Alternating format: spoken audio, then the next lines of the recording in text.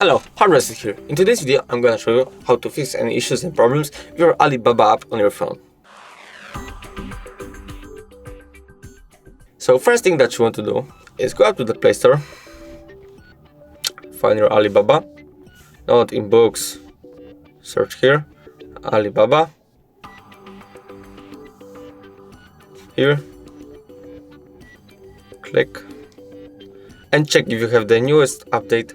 Like me, the newest version of the app.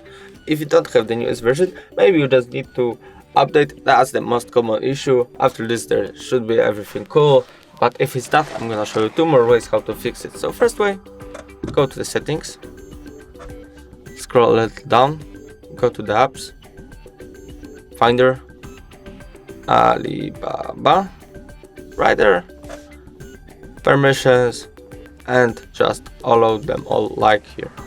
Allow, and like this, and every other also. After this there should be everything cool, but if it's not, I'm gonna show you the last easiest way. So go back to the Play Store, uninstall, and just reinstall the app. After this, everything should be cool with the app. If the video is helpful, please leave a like and subscribe. Bye.